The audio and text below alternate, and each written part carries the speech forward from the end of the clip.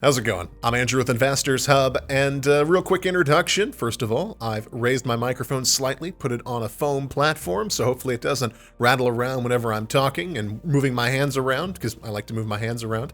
And we're talking with Ted Ohashi, because it's Ted Tuesday. We talk to Ted Ohashi every other week about the cannabis industry, and there's actually some really cool news that came out recently. We've learned that Chuck Schumer is finally putting forth the first draft of his bill for people to see, though it's not officially going out on the House or Senate floor right now. Then we also learned about the Consumer Price Index, and we're going to chat a little bit about how inflation affects cannabis and cannabis demand and the cannabis workforce. And he's also going to share some thoughts on Khiron, which is a company that we talk about a lot, and a new company that he's added to his model portfolio, which is in the Cannabis Report. And if you like the video, be sure to like, comment, and subscribe. You can follow us on Twitter, ihub_vision. And after a quick disclaimer, we'll hear from Ted.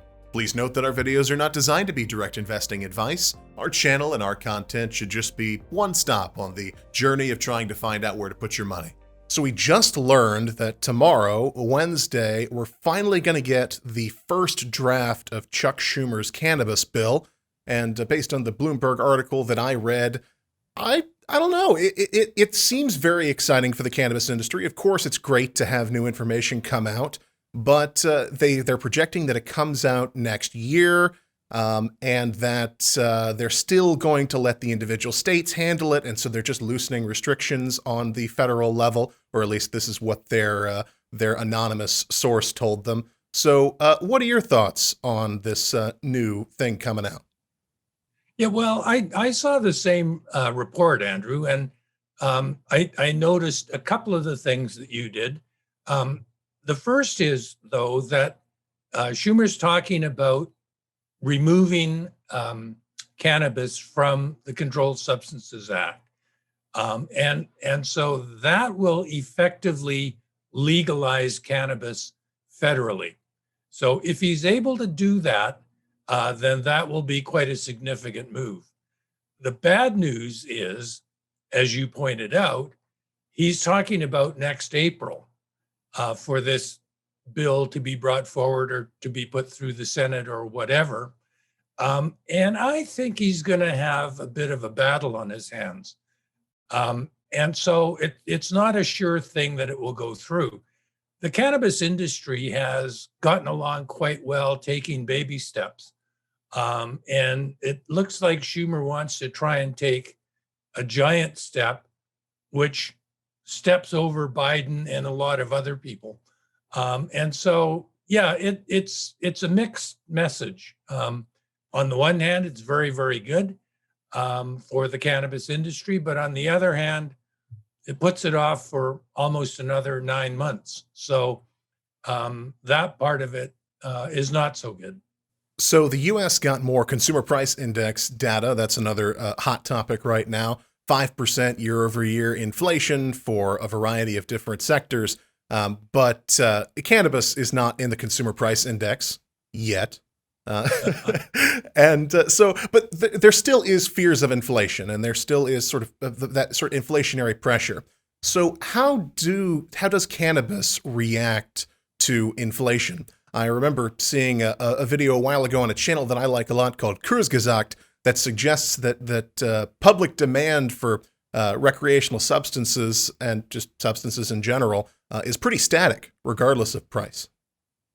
I guess there's some truth to that. I think that consumers for cannabis are reasonably price sensitive, though. And that's why, for example, the underground side of the cannabis industry is still almost half because prices are better. I think that the economy is responding to the recovery from the pandemic. All of a sudden, where there wasn't a demand for travel, for hotel rooms, for all sorts of things, now all of a sudden there is. And so that's inflationary. On the cannabis side, in Canada anyway, we've had oversupply of cannabis and prices have been soft. And I don't think anything is going to change that in the next say, 6 months. So, I think cannabis prices will probably remain fairly stable here moving forward. So, businesses here in the US are talking about staffing shortages. It's getting harder and harder to hire people. Have you been hearing about those same kinds of issues in the cannabis industry? I know that the cannabis industry, people are very excited to hop into the business, but once they actually get in there, they turn out it's, just like a regular job, moving boxes and stuff. Yeah, for sure. I mean, I think, again, if we look at Canada, the Canadian side, the major growers are still contracting, and they're cutting back on operations. In the US, they are growing. And so I think there are far more opportunities, say, with the multi-state operators that are growing quite quickly. And so again, it kind of depends on where you are, as opposed to a general statement for, say, the economy, where, yeah, we're recovering from a pandemic. So, the new jobs that are available are at or near record levels. And so it kind of depends on the market that you're in, and the regulatory conditions in that market, and the supply and demand in that market. And in Canada, we've got oversupply. And so I don't think the labor shortages for the cannabis industry are going to be that bad. But in the United States, conditions are much better. So you write the Cannabis Report, which is put out on Investors Hub. And in the most recent Cannabis Report that I saw, you've got a company that I've never seen you write about before. So talk to Yep. us a little bit about your new company. Sure. The new company is Kiaro Holdings. The symbol on the Toronto Stock Exchange venture is KO. And it's a dispensary company. So to my mind, I sort of liken it to a small multi-state operator in the US. It's a multi-provincial operator in Canada.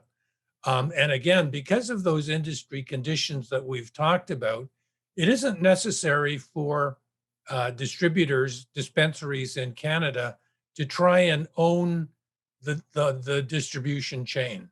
And so it isn't necessary to own a grower, because there's an oversupply of cannabis right now, and prices are moving in their favor. So this is a company that operates primarily in British Columbia, which is where I live. They operate in Saskatchewan, which in Canada is one of the more attractively regulated markets. And they're just entering Ontario in a big way, which is Canada's largest market. The company is priced really attractively at about $25 million market cap. The largest distributor companies in Canada are trading for 450, $500 million market cap. So as this company grows and kind of closes the size gap, the valuation, I think, will move from 25 million toward a much higher figure. Kiaro made a major announcement on an acquisition, which is basically doubling the number of dispensaries that they will have. It's going from around 8 to around 16. And so, I mean, that announcement was very recent, so I haven't had a chance to talk to management about it yet. But it seems like a very positive development for the company and for its shareholders. So have there been any other interesting developments with your companies in the model portfolio? Sure. Well, I mean, Khiron is always in the news. I remember years ago, there was a comedian named Rodney Dangerfield, and his line was, "I don't get any respect." And it seems to me Khiron is a company that isn't getting any respect. They have an opportunity to go into Mexico, to grab a significant foothold in the medical cannabis market in Mexico. And investors are kind of yawning and ignoring the company. And some of them are annoyed because they did a financing, which is necessary to do this expansion in Mexico. And so I mean, again, I just see it as a company that is sitting there with tremendous prospects. I mean, great management. They've got a really substantial lead in the medical cannabis business in Latin America. They're strongly moving into Europe through the United Kingdom and Germany.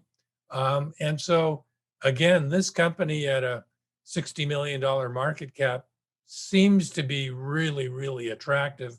And in our model portfolio for investors, we have Khiron as one of the largest positions. So, yeah, I just think that's one that people should be paying attention to here. Do you have any final thoughts?